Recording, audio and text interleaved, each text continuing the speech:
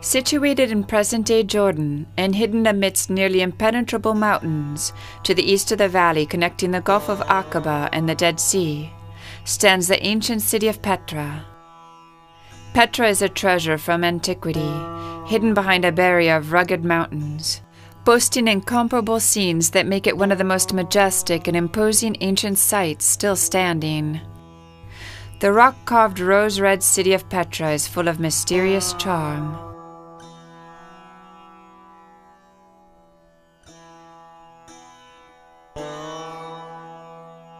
The first major monument that one comes to when entering Petra is the obelisk tomb and Bab as-Sik triclinium. The most intriguing part of this structure is its interesting mixture of Egyptian, Greek, and Nabatean-style architecture. Actually, it is two separate monuments stacked on top of each other. A modern gravel road, with one side for horses and the other for pedestrians, runs alongside the Wadi Musa, which is dry most of the year, but flows with water in the winter. Unlike the famous rose-red hue of the rest of Petra, the Bab as-Sik is mostly white rock with subtle earth tones of browns and beiges.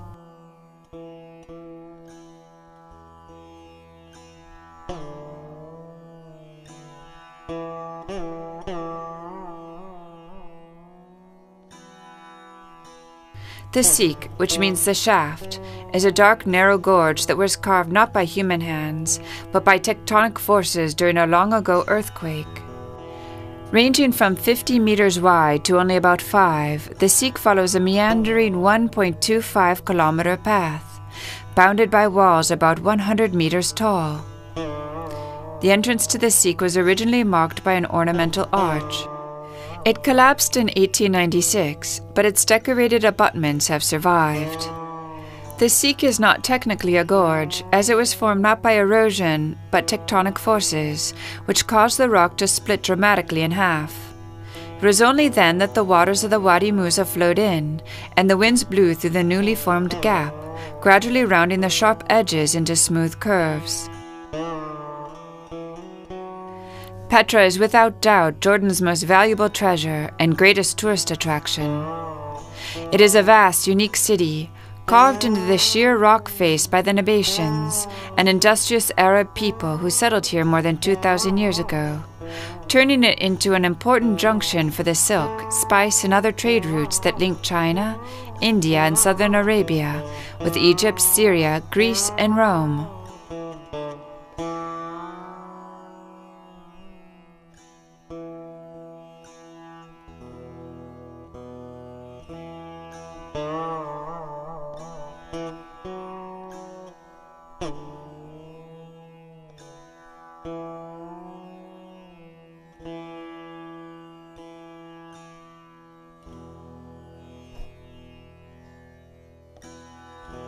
Along the way are some small niches, shrines, and carvings that merit investigation, and running along the length of the Sik are water channels carved by the Nabataeans to provide water to the city of Petra.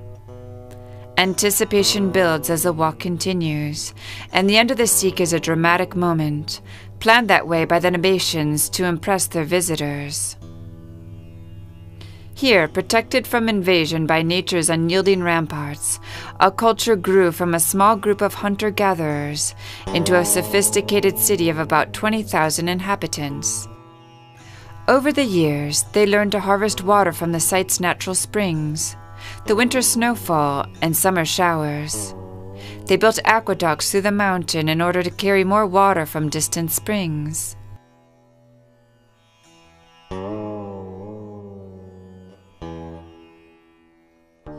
The gorge narrows, and the soft curves of the Sik frame a sunlit strip of an extraordinary sight. The treasury, or Al-Khazneh.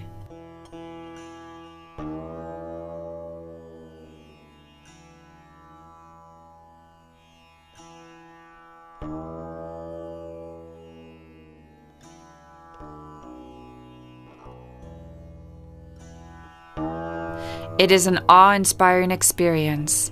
A massive facade, 30 meters wide and 43 meters high, carved out of the sheer, dusky pink rock face and dwarfing everything around it. It was carved in the early 1st century as the tomb of an important Nabatean king and represents the engineering genius of these ancient people. The complete name of the monument in Arabic is Khaznet Pharaoun, or Treasury of the Pharaoh. Popular myth claims that the pharaoh who drove Moses out of Egypt stored his wealth in the Khazne, specifically in the urn that sits at the top of the building. The purpose of the treasury remains something of a mystery. One thing that is fairly certain, however, is that it was not a treasury. In reality, the treasury is generally believed to be a temple or a royal tomb, though neither conclusion is certain.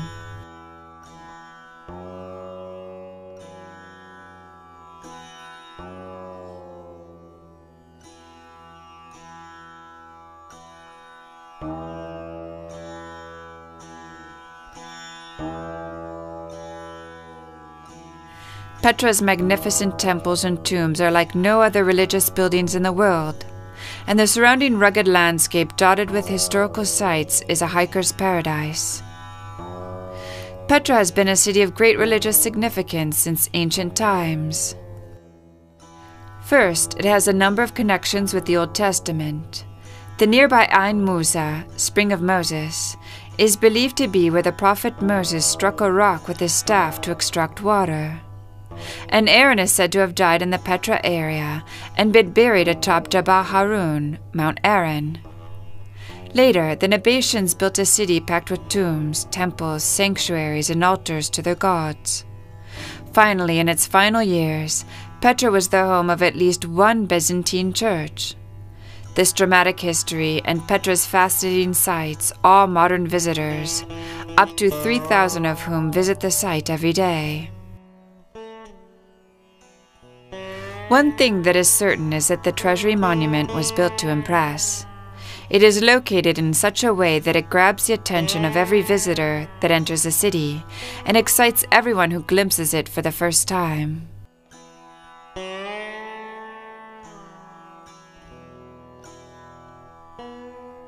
The central figure on the upper level tholos may be the fertility goddess of Petra, Al-Uzza. In the Greco-Roman world, as well as in the Parthian East, people have always accorded the gods a human form. The Nabataeans, on the other hand, represented their gods in the form of stelae. These stelae could take the form of rocks set upon end, blocks or shapes carved into a stone wall, or elaborately carved square jinn blocks set up at the entrance to their cities.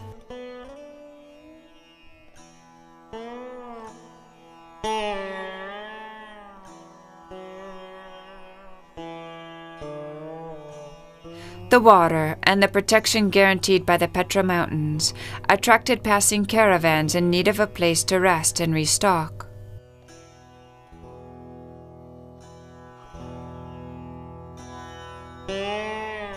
Inside, a colossal doorway dominates the outer court and leads to an inner chamber of 12 square meters.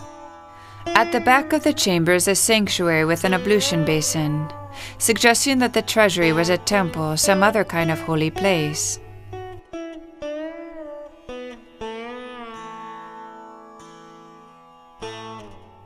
After viewing the treasury, visitors come next to the Street of Facades, which is lined with tall, impressive tombs, with large facades or false faces on their fronts.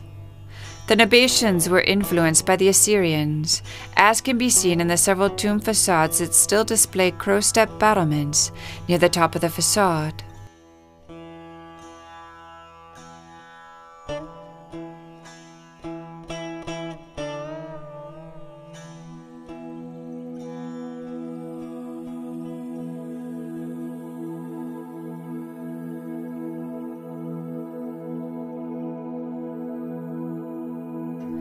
The name Petra, which means rock in Greek and Latin, derived from the word Petrae, is actually a modern name for the place.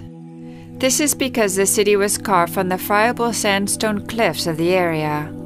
The rocks take on a multitude of hues, ranging from cream to orange to red and dark brown. Layers of these rocks form whorls of colors which were incorporated into the Nabataean architecture.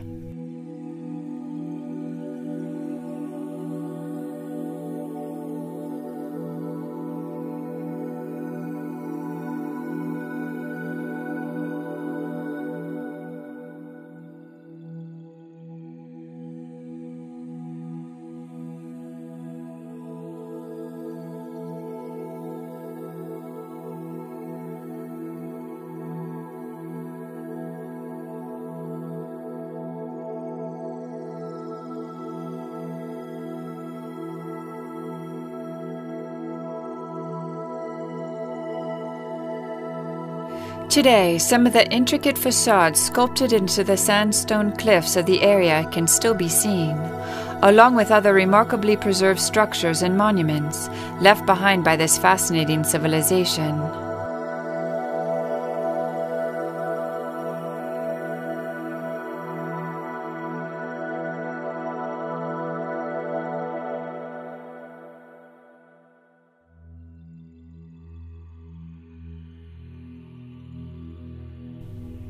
This monument was actually carved from the rock and cliff face by the Nabataeans in the early 1st century AD, and only later modified by the Romans, shortly after their annexation of the kingdom. Petra's theatre was built in the 1st century AD. It is quite large, with a seating capacity of over 6,000 people. The theatre's 45 rows of seats are divided horizontally by 2 diasamata. Its cavea faces north and east to keep the sun out of the spectators' eyes.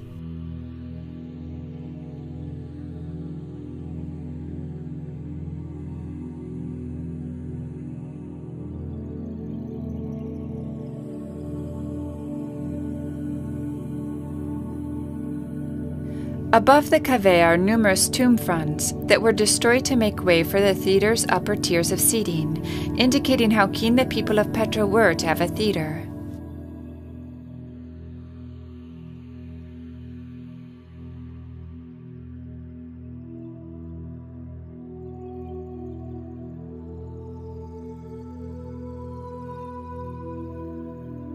It is not known when exactly Petra was built, but evidence suggests that settlements had begun in and around Petra during the 18th dynasty of Egypt, between 1550 and 1292 BCE, and it is mentioned in the Bible as the cleft in the rock.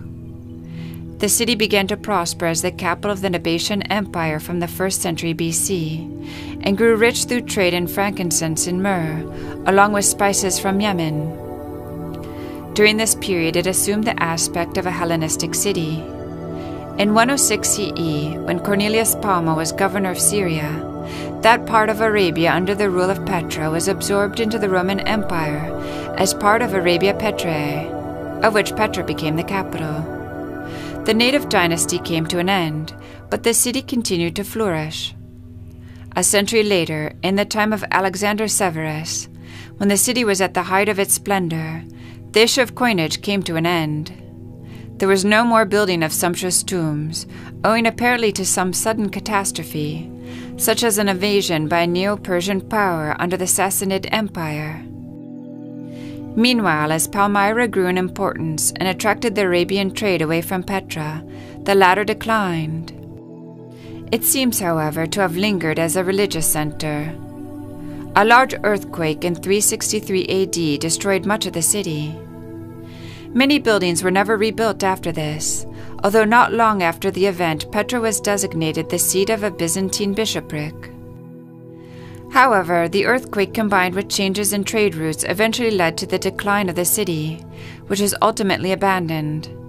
By the middle of the 7th century, Petra appears to have been largely deserted, and it was then forgotten by all except local Bedouin. In 1812, a Swiss explorer named Johannes Burckhardt set out to rediscover Petra. He dressed up as an Arab and convinced his Bedouin guide to take him to the lost city. After this, Petra became increasingly known in the West as a fascinating and beautiful ancient city, and it began attracting visitors, as it continues to do to this day. Petra is also known as the Rose-Red City, a name it gets from the marvelous color of the rock from which many of the city's structures were carved.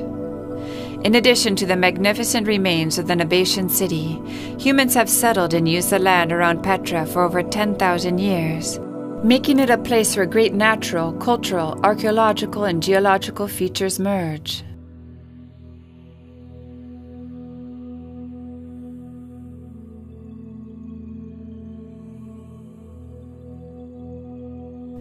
The main steps to the high place of sacrifice start just before the amphitheater. The high place is called thus because it is located at the very top of a mountain.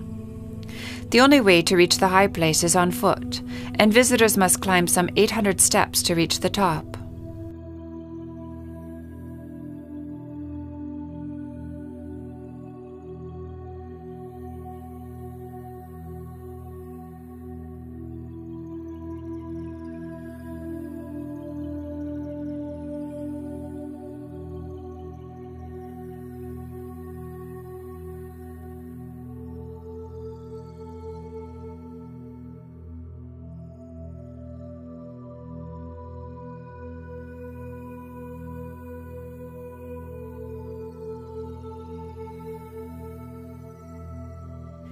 Located below the high place of sacrifice on a level area are two obelisks about 7 meters tall. They are cut from the bedrock and stand 30 meters apart on a perfect east-west alignment. The function of these obelisks is not known, although they are thought to represent the two main male and female Nabataean deities, Dushara and Al-Uzza.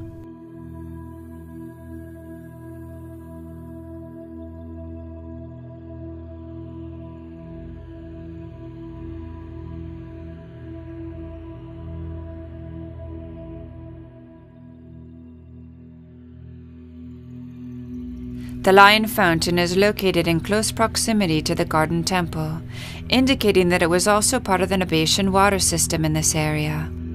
The fountain is carved into the rock face, and the flow of water was channeled in such a way that it poured out through the lion's mouth into the basin below, providing refreshment for worshippers en route to the high place of sacrifice.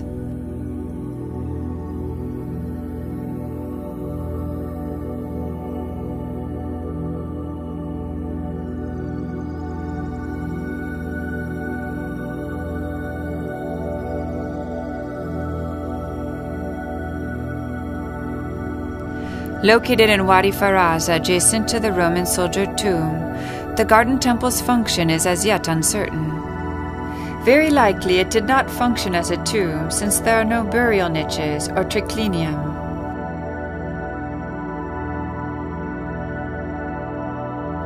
The Roman soldier tomb gets its name from the carved figure of a Roman soldier in one of the 3 niches in the tomb's facade. In fact, the carved figure is the only Roman quality of the tomb. The architecture and style of the monument is not Roman and can be dated to the first half of the 1st century AD.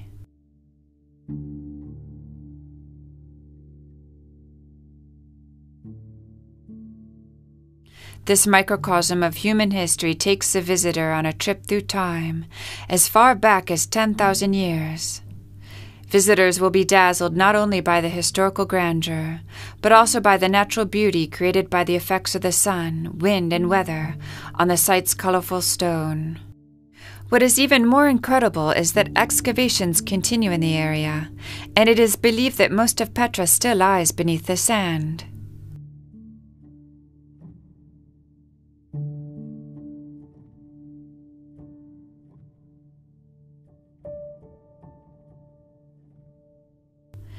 Named for its features reminiscent of Italian Renaissance architecture, the Renaissance tomb has a beautiful arched doorway that is topped with 3 urns. The tomb's facade is so similar to that of the Sextius Florentinus tomb that it is believed they were carved at the same time, in the 2nd century AD.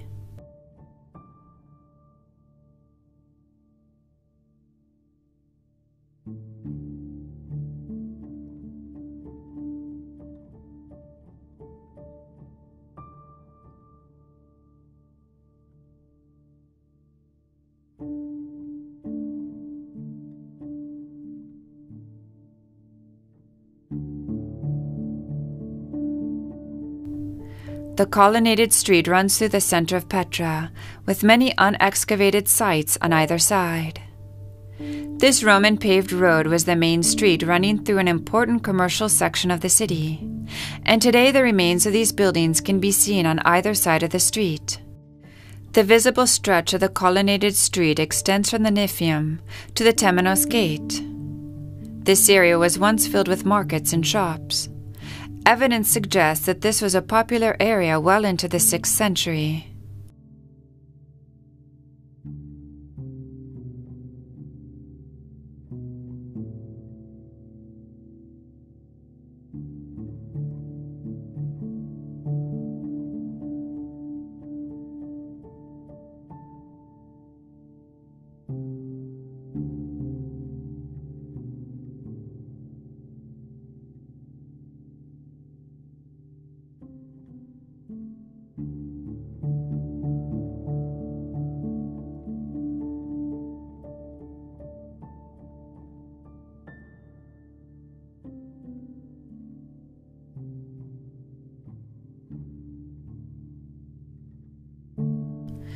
The Great Temple complex represents one of the major archaeological and architectural components of central Petra.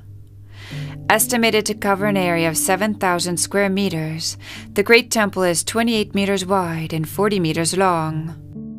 The style and quality of the temple's elaborate floral friezes and limestone capitals suggest that the sanctuary was constructed around the end of the 1st century BC by the Nabataeans, who combined their native traditions with the classical spirit.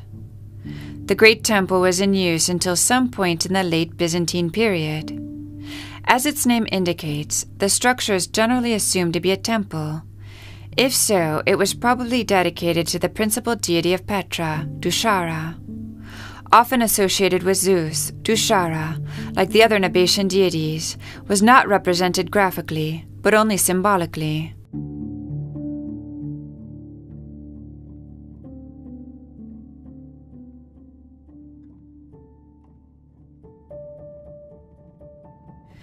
Evidence from excavations reveals the Hellenistic influences visible on various monuments. The Great Temple accommodates a theater in its center, suggesting that the temple may have had a civic as well as a religious function. An earthquake in 363 AD caused the temple's collapse. The complex consists of a lower temenos, accessed by steep staircases, and an upper temenos that contains the temple proper. A temenos, a concept frequently found in early Mediterranean religions, is a piece of land cut off and assigned as an official domain, especially to kings and chiefs, or a piece of land marked off from common uses and dedicated to a god, a sanctuary, holy grove, or holy precinct. The Blue Chapel is situated between the Petra Church and Ridge Church, and is named after the 4 Turkish blue granite columns that were moved to Petra in the Nabataean era. Sometime in the 5th or 6th century AD, when the monument was converted to accommodate a residence and chapel for the Bishop of Petra, the columns with their bases and Nabataean capitals were moved to their present location.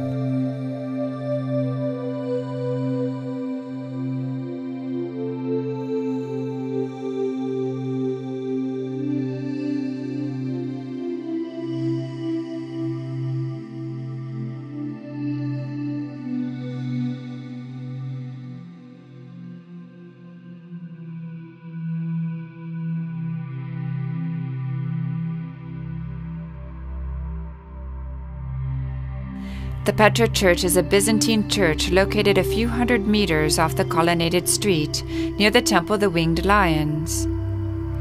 Built in the late 4th century AD, the Ridge Church is one of the earliest churches in Jordan.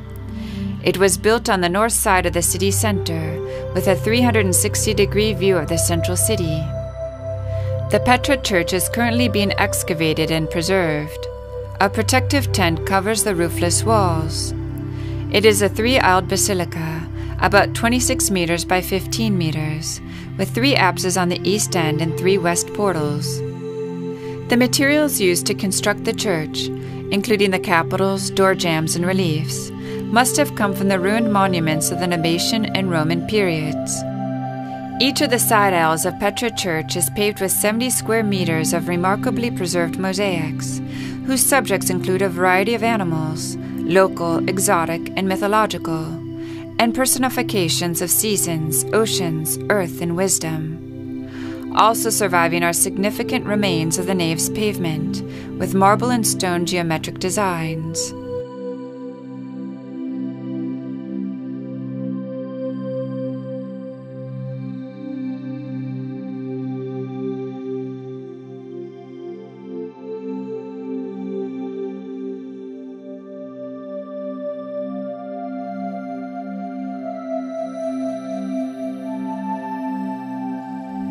Petra boasts an amazing number of churches. Many old tombs were turned into churches or cathedrals, and many tombs later had crosses inscribed into their walls. Along with this, there are 3 churches built almost side by side. The Christian era at Petra came during the 3rd and 4th centuries, by which point many of the Nabataean people had emigrated elsewhere. After the Islamic conquest of 629 to 632, Christianity in Petra, as in most of Arabia, gave way to Islam. During the First Crusade, Petra was occupied by Baldwin I of the Kingdom of Jerusalem and formed the second fief of the barony of Al-Karak in the lordship of Outre-Jourdain, with the title of Château de la Vallée de Moise, or Sela. It remained in the hands of the Franks until 1189. It is still a titular see of the Catholic Church. The Temple of the Winged Lions is a complex of related facilities, including a worship center, residential quarters, and workshops, a combination never before seen in Nabataean religious installations. Following the recovery of materials such as the eye idol and feline decorated capitals, the temple is believed to have been dedicated to the goddess Alat, one of the three major pre-Islamic female deities. Alat is sometimes identified with the Greek goddess Aphrodite, though more often with Athena and Minerva. Her name also appears in the Quran.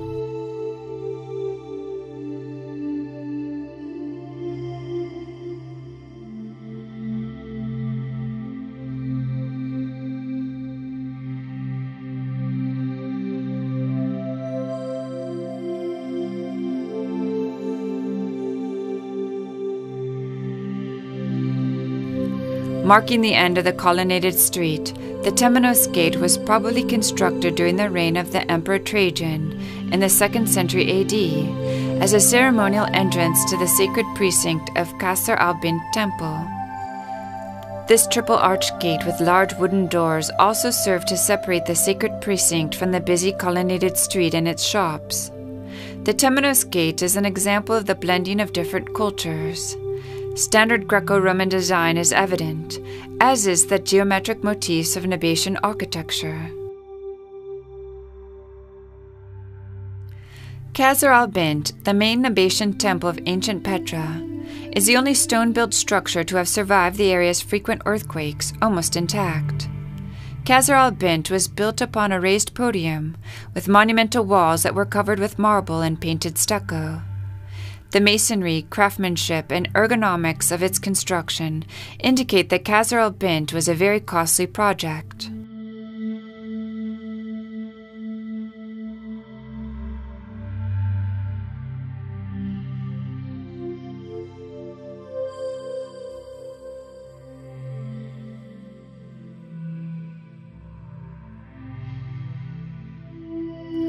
Opposite the theater, carved into the foot of the Al-Qubta mountain, are the so-called royal tombs.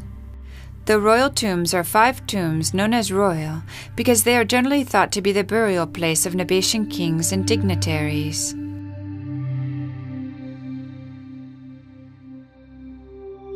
Visitors to Petra will be approached by local people selling all kinds of goods, including little children selling beautiful multicolored rocks, women with beaded necklaces, and ubiquitous ancient coins.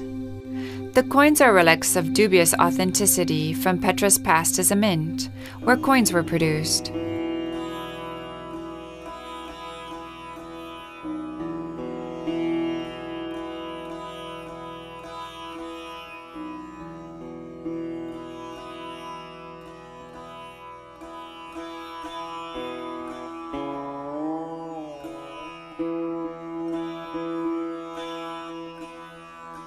Another royal tomb is a silk tomb, remarkable for its extraordinary and brilliant coloring. The tomb displays an Assyrian crow-step facade and architectural features common in Nabataean Petra.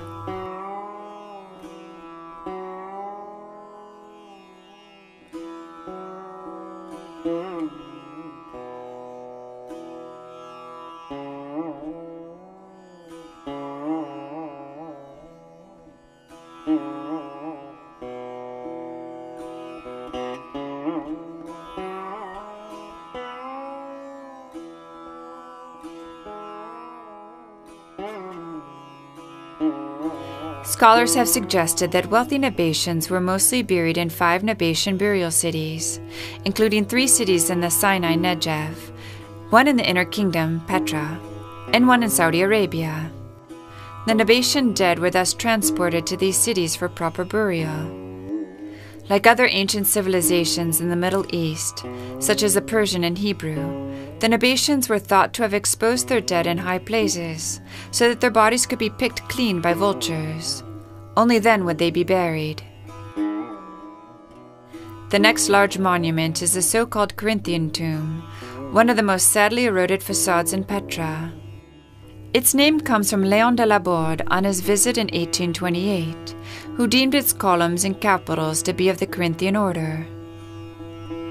Tentatively identified as the tomb of Aratus IV, which would date it to the 1st century AD, it represents an intermediary phase between the ornate decoration of the Kasne and the stark simplicity of Aldair.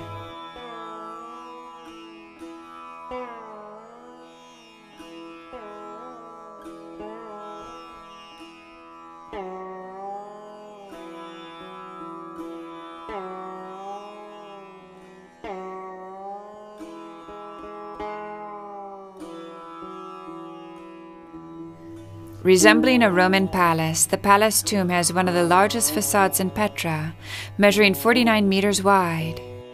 It was the most ambitious of the royal tombs. When the builders ran out of the rock to carve, they built the top of the facade. The ground floor design of the palace tomb does not correspond to the design of the 2 stories above it, and most of the top story had to be built in masonry rather than carved out of the sandstone, as with the rest of the building, although much of the masonry since collapsed, making it impossible to know its original height.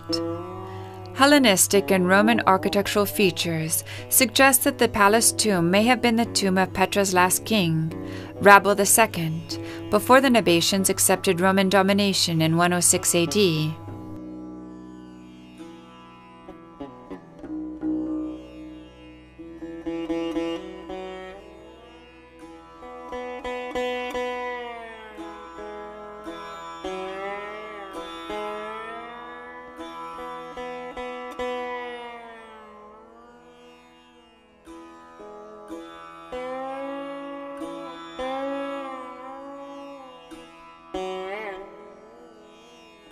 The final small tomb of Sextius Florentinus can be dated to between 126 and 130 AD by a Latin inscription over the doorway, stating that the tomb was constructed for Sextius, Roman governor of the province of Arabia, by his son upon his father's special request. The tomb of Sextius Florentinus combines Nabataean and Hellenistic architectural elements.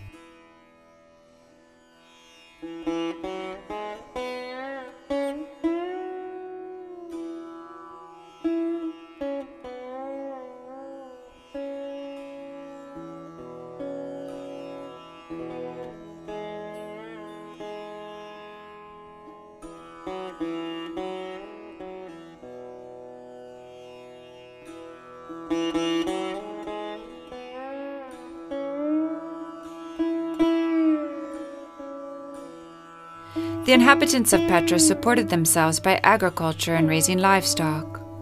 They built terraces, the walls of which are still to be found in what is now desert, in order to cultivate vines and olive trees. They also bred camels, sheep, goats, and horses.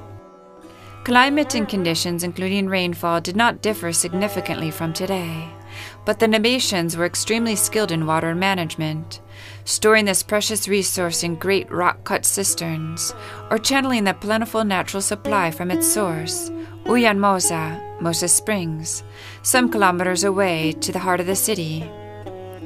Remains of pipes, channels, and cisterns can still be seen throughout Petra. Although not as dry as at present, the area occupied by the Nabataeans was still a desert and required special systems for agriculture. One system was to contour an area of land into a shallow funnel and to plant a single fruit tree in the middle. Before the rainy season, which could easily consist of only 1 or 2 rain events, the area around the tree was broken up. When the rain came, all the water which collected in the funnel would flow down toward the fruit tree and sink into the ground. The ground, which was largely loess, would seal up when it got wet and retain the water.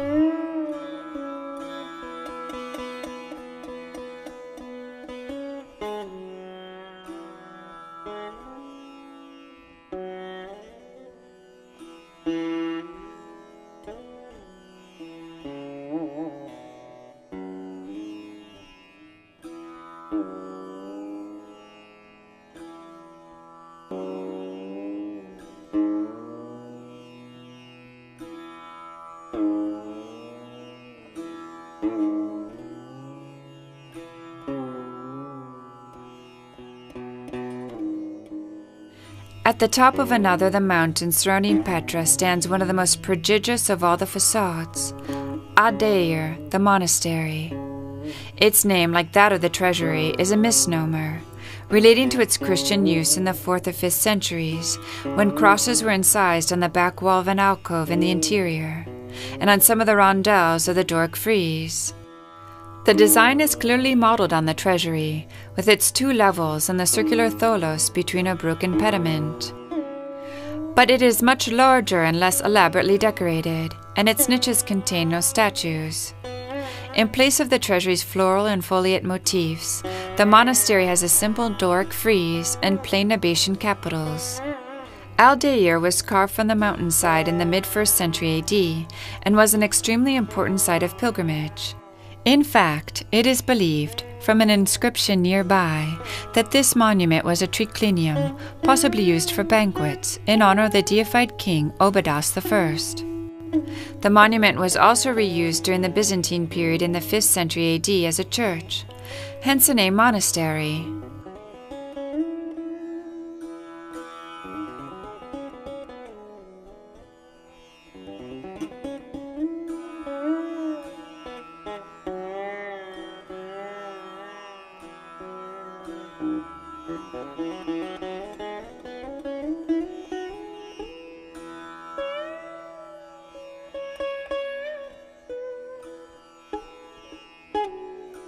Little is known of Nabataean domestic architecture. In Petra there were certainly houses carved, like the tombs, into the rock. Excavations have also revealed houses built of limestone blocks, with roofs made of stone slabs supported by arches. Petra lies on the slope of Mount Hor in a basin among the mountains, which form the eastern flank of Arabah, the valley of the Wadi Arabah that runs from the Dead Sea to the Gulf of Aqaba. It is about 250 kilometers from Amman, the capital of Jordan. Around the Deir Plateau there are many spectacular views of deep gorges and the Wadi Arabah. Roman historian Pliny the Elder identified Petra as the capital of the Nabataeans, Aramaic-speaking Semites, and the center of their caravan trade. Enclosed by towering rocks and watered by a perennial stream, Petra not only possessed the advantages of a fortress, but controlled the main commercial routes which passed through it to Gaza in the west, to Basra and Damascus in the north, to Aqaba and other spots in the Red Sea, and across the desert to the Persian Gulf. Excavations have demonstrated that it was the ability of the Nabataeans to control the water supply that led to the rise of the desert city, creating an artificial oasis. The phenomenal Nabataean city of Petra was half built and half carved into the rock, at the interior of a circle of mountains which is riddled with corridors and gorges. One of the world's most famous archaeological sites, where ancient Eastern traditions blend with Hellenistic architecture, Petra was designated a UNESCO World Heritage Site in 1985.